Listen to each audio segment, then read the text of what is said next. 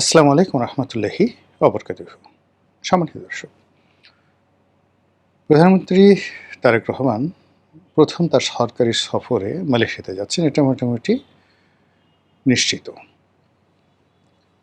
মালয়েশিয়াতে কেন যাবেন, কী কারণে যাবেন, সেখানে আমাদের কী প্রোটোকল রয়েছে, উই ডোন্ট নো। আমরা এই জিনিসগুলো জানি না। সরকারের পক্ষ থেকে যেগুলো বলা হবে সেটা হলো পারস্পরিক সম্পর্ক উন্নয়ন, ব্যবসা-বাণিজ্যের সম্প্রসারণ।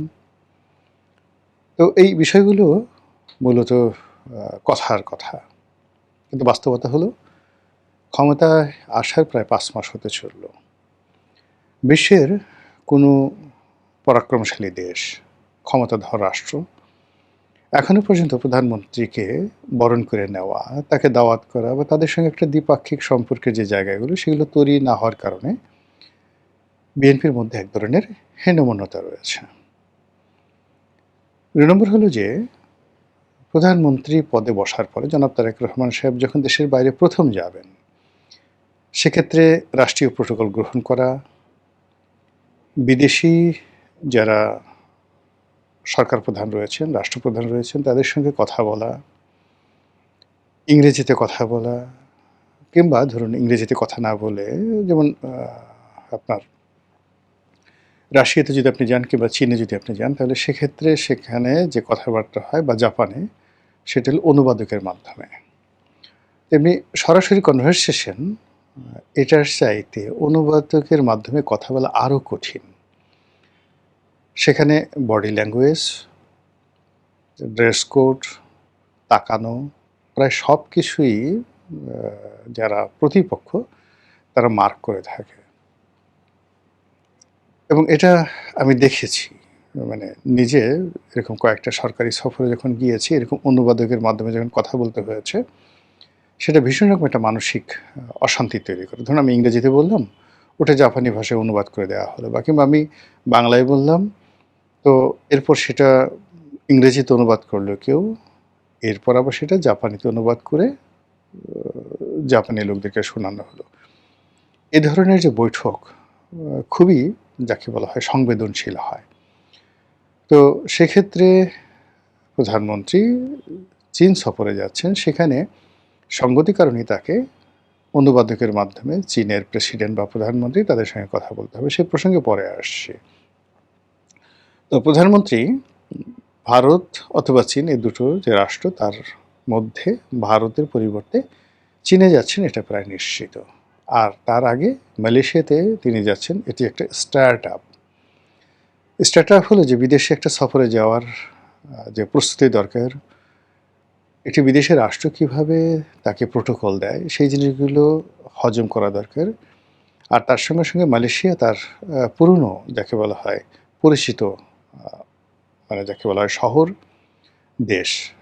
তার ছোট ভাই আরাফাত রহমান কোকো দীর্ঘদিন সেখানে ছিলেন, তিনিও বহুবার সেখানে গিয়েছেন। কাজেই সেই মালয়েশিয়াতে গিয়ে তাদের রাষ্ট্রীয় প্রোটোকল গ্রহণ করা বা তাদের সাথে কথাবার্তা বলা, বার্গেনিং করা, এটা তার জন্য কোনো সমস্যা হবে না। এবং এখান থেকে তার যে সাহস সঞ্চয় হবে, সাবলীলতা আসবে, সেটা নিয়ে চীনের রাজধানী বেইজিংয়ে তিনি যদি যান বা চীনের গ্রেট হলে যদি তাদের কোনো বৈঠক হয়, তাহলে ওটা তার জন্য অনেকটা স্বস্তিদায়ক হবে। তো সেই ক্ষেত্রে চীন যাওয়ার আগে মালয়েশিয়াতে যে যাওয়াটা, এটা সরকারের পক্ষ থেকে যাই বলা হোক না কেন, আমার কাছে মনে হচ্ছে এটা একটা স্টার্ট আপ। আর এর বাইরে অনেক নেতিবাচক কথাবার্তা বলা হতে পারে, থাকতে পারে। সেটা যারা নেতিবাচক চিন্তা করবেন, কথা বলবেন, এটা তাদের ব্যক্তিগত বিষয়। আমি যেটা জাতীয় স্বার্থে সংশ্লিষ্ট বা জাতীয় স্বার্থের সাথে জড়িত যে বিষয়গুলো, সেই বিষয়গুলো নিয়ে আলোচনা করার চেষ্টা করছি। প্রথমত হলো যে এই মুহূর্তে চীন সফর যাওয়া মানে সরকারের যে রাজনীতি, দেশের যে জাতীয় স্বার্থ এবং বাংলাদেশ বনাম চীনের যে কূটনীতি, আঞ্চলিক রাজনীতি, সব মিলিয়ে আমাদেরকে, সরকারকে এবং জনাব তারেক রহমান সাহেবকে মারাত্মক কতগুলো ঝুঁকি নিতে হবে। প্রথম ঝুঁকিটা হলো, ধরুন চীনে গেল। এখানে চীনে যাওয়া মানে চীনের সঙ্গে একটি কৌশলগত সম্পর্ক স্থাপন করা, চীন, পাকিস্তান, রাশিয়া, এই বলয়ে ঢুকে পড়া, এগুলো একটা। আর চীনে যাওয়া, ভারতকে ইনভাইট করা, যে দেখো দেখো চীন আমাদের সঙ্গে খুব ভালো সম্পর্ক করতে চাচ্ছে। আমরা শুধুমাত্র তোমাকে যাকে বলা হয় সুযোগ দেওয়ার জন্য এখনো হা করে বসে আছি। কিন্তু তুমি যদি আমাদেরকে শেখ হাসিনাকে চাপিয়ে দিতে চাও, আওয়ামী লীগকে চাপিয়ে দিতে চাও, তাহলে আমরা কিন্তু চীনে চলে যাব। এই যে ভারতকে একটা প্রলোভনে ফেলা বা একটা চাপে ফেলা, এই অবস্থা সরকারের নেই। কিন্তু পরিস্থিতিটা আসলে তাই হবে। এখানে যেহেতু নতুন সরকার, সেই নতুন সরকারকে অনেকগুলো বিষয় চিন্তা করতে হবে। প্রথম চিন্তা হলো যে সে এসেছে কিভাবে? যখন একটা মানুষের উত্থান যেভাবে হয়, তার পতনও কিন্তু ঠিক ওইভাবে হয়। এবং যখন যে মানুষ যেখান থেকে যার উত্থান হয়, ঠিক সেই জায়গাটা যদি মানুষ সম্মান না করে ভুলে যায়, তাহলে তার জীবনে এত সব বিপদ এবং বিপত্তি আসে, এটা বলার মতো নয়। এখন তারেক রহমান সাহেব যে বাংলাদেশে ক্ষমতায় এসেছেন, এটির পেছনটা প্রেক্ষিত রয়েছে, প্রেক্ষাপট রয়েছে, অনেকগুলো সমঝোতা রয়েছে এবং অনেকগুলো এখানে সমঝোতার সাথে সাথে এখানে কমিটমেন্ট আছে। সেই কমিটমেন্টগুলো কী? জামাতের সাথে কী কমিটমেন্ট, আমেরিকার সঙ্গে কী কমিটমেন্ট, ডক্টর মোহাম্মদ ইউনূসের সঙ্গে কী কমিটমেন্ট, এমনকি ভারতের সঙ্গে কী কমিটমেন্ট, অথবা এমনকি আওয়ামী লীগের সঙ্গেও তো তার কোনো কমিটমেন্ট থাকতে পারে। গত 5 মাসে সরকারের যে মতি গতি, আচার আচরণ, চালচলন সব কিছু দেখে মনে হয়েছে তারা একেবারে স্বাধীন, একেবারে সার্বভৌম, এবং তারা জনগণের ভোটে ক্ষমতায় এসেছে 100% ফেয়ার নিউট্রাল একটি ইলেকশনের মাধ্যমে, এবং এখানে জনগণ তাদেরকে বিপুল ম্যান্ডেট দিয়ে বিজয়ী করেছে। কাজেই তাদের সব কাজের সঙ্গে জনগণ আছে, তারা যা ইচ্ছে তাই করতে পারবে। সো পর্দার আড়ালে যে সকল কথাবার্তা শোনা যাচ্ছে, অল আর ফেক, যাকে বলা হয় ডাহা মিথ্যা কথা। যদি এরকম হয় খুবই ভালো। আর যদি আপনি কারোর সঙ্গে কমিটমেন্ট করে এসেছেন, সমঝোতা করে এসেছেন, প্রতিশ্রুতি দিয়ে এসেছেন, কেউ আপনাকে এনেছে, এনে ওই যে পার্লামেন্টে যে আমাদের ছাত্রলীগের একসময় সভাপতি ছিলেন মনিরুল হক চৌধুরী, দাড়িওয়ালা বড় ভাই, তো তিনি যে বক্তব্য দেন যে যার জন্য সিন্নি খাও যে মোল্লার জন্য, সেই মোল্লা তুমি চিনতে পারলা না। তো এভাবে আসলে যখনই আপনি কারো ওসিলাতে কোনো কিছু পাবেন এবং সেই ওসিলাটাকে আপনি অস্বীকার করবেন, এটি আপনার জন্য সেই ওসিলা গজব আকারে নেমে আসে। তো সেই ক্ষেত্রে অন্য কারোর সাথে কি হয়েছে বা হয়নি ডাজ নট ম্যাটার, কিন্তু চীনের সঙ্গে বিএনপির যে কোনো সমঝোতা হয়নি। তারেক রহমান সাহেবের ক্ষমতায় আসা, ইলেকশন হওয়া থেকে শুরু করে আজকের দিন পর্যন্ত চীনের পক্ষ থেকে এমন কোনো কিছু নেই যার প্রতি নির্ভর করে তিনি যাদের হাত ধরে এসেছেন, যাদের সঙ্গে সমঝোতা করে এসেছেন, যাদের মাধ্যমে এসেছেন, সেটা বাদ দিয়ে চীনের উপর ঝাঁপিয়ে পড়া যায়। এটা হলো একেবারে প্রথম একটা বিপদ। দ্বিতীয় বিপদ হলো যে চীন থেকে যদি খালি হাতে ফিরে আসেন, যেটি ডক্টর মোহাম্মদ ইউনূস এসেছিলেন, আসার পরে তার পতন হয়েছিল। চীন থেকে খালি হাতে ফিরত এসেছিলেন শেখ হাসিনা, তার পতন হয়েছিল। চীনের সঙ্গে বঙ্গবন্ধু কোনো অবস্থাতেই সমঝোতা করতে পারেননি, তার পতন হয়েছিল। এই জিনিসগুলো বোঝার চেষ্টা করুন। কাজেই চীনে যখন প্রধানমন্ত্রী যাচ্ছেন, তাকে অবশ্যই সেখান থেকে নিয়ে আসতে হবে অনেক কিছু। আর চীন এখন তাকে কোনো কিছুই দেবে না যতক্ষণ না পর্যন্ত তার মাথার উপরে মার্কিন যুক্তরাষ্ট্রের খড়গ থাকবে, মার্কিন যুক্তরাষ্ট্রের বাণিজ্য চুক্তি থাকবে, মার্কিন যুক্তরাষ্ট্রের নিষেধাজ্ঞা থাকবে। এই ক্লিয়ার না হওয়া পর্যন্ত কখনোই চিন্তাকে গ্রহণ করবে না। জিনিসটা একেবারে এইরকম যে আপনি ইউআর কনজারভেটিভ মুসলিম, কনজারভেটিভ মুসলিম একজন সুন্দরী নারীকে আপনি বিয়ে করতে চান, মন প্রাণ দিয়ে আপনি ভালোবাসেন, আপনাকে তার প্রয়োজন, কিন্তু সে অন্যের স্ত্রী। এজন্য সেখান থেকে আপনার তালাক নিতে হবে, স্ত্রীর যে ইদ্যৎকাল সেটা পূর্ণ হতে হবে, আদারওয়াইজ আপনি কোনো অবস্থাতে তাকে গ্রহণ করবেন না। চীন ঠান্ডা জাতি, মাথা গরম করা জাতি নয়।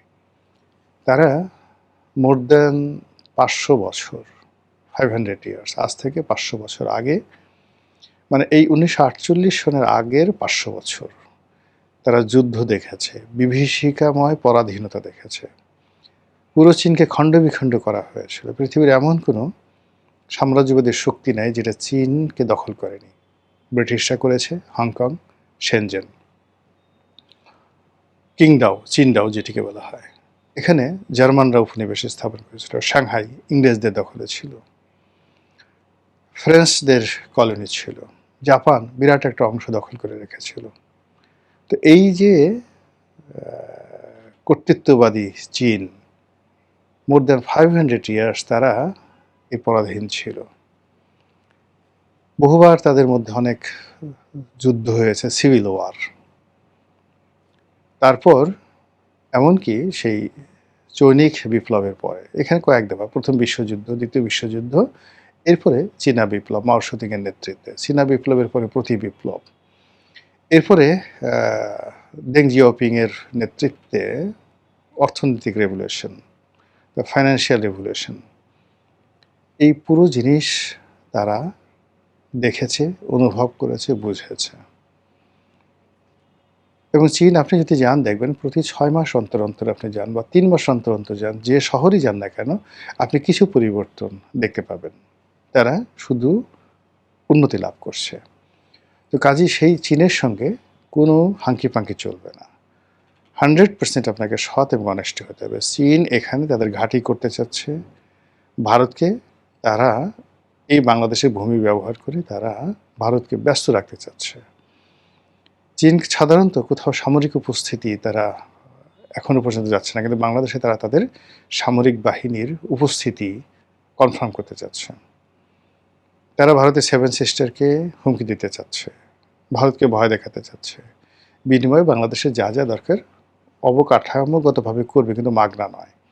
চীন এরকম একটা জাতি যে জাতি আপনাকে ঋণ দেবে এবং সেই ঋণের বিনিময়ে আপনার সব কিছু ছিনিয়ে নেবে। শ্রীলঙ্কার মতো একটি দেশের একটা বন্দর নির্মাণ করার জন্য চীন অর্থ দিয়েছিল। শ্রীলঙ্কা সেটা দিতে পারেনি, সেই বন্দরটা তারা পুরোটা নিয়ে নিয়েছে, অ্যাবসলিউটলি নিয়ে নিয়েছে বন্দরটা।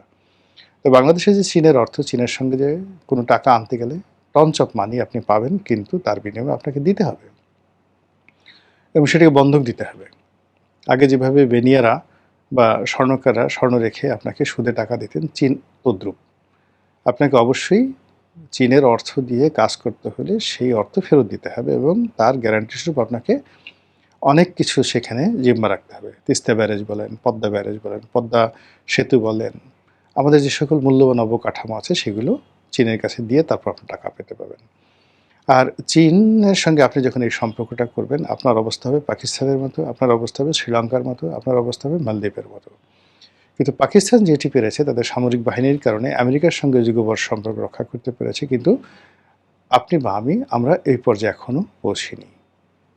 এরপরে যে সমস্যাটা হবে সেটা হলো, চীনের সঙ্গে যদি আপনি এই কাজটি করতে পারেন তাহলে শুধুমাত্র মালদ্বীপ যেভাবে বা নেপাল, শ্রীলঙ্কা যেভাবে চীনের সঙ্গে বা মায়ানমার যেভাবে চীনের সঙ্গে বন্ধুত্ব করেছে, আপনার মডেলটা হবে ওইরকমই একটা মডেল।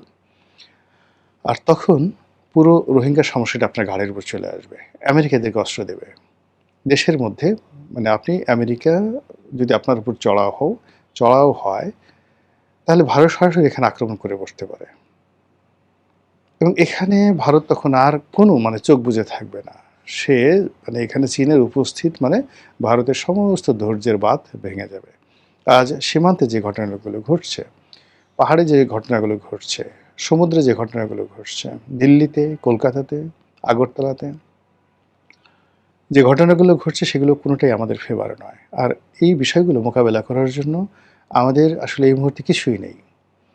আমাদের সেনাবাহিনী অনেক বড় সেনাবাহিনী, সব ঠিক আছে, কিন্তু আর্মস অ্যামুনেশন বা ইরানের মতো আমরা 24 ঘন্টা যুদ্ধ করব ভারতের সঙ্গে, এমনকি মায়ানমারের সঙ্গে সক্ষমতা আছে বলে আমার কাছে মনে হচ্ছে না।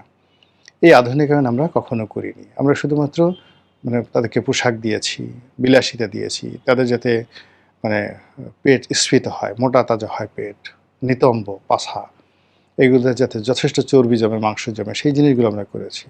দামি বাড়ি গাড়ি সব কিছু তারা যেন স্টাইল করে কথা বলে, ইংরেজিতে ফুটফাট করে, এরকম।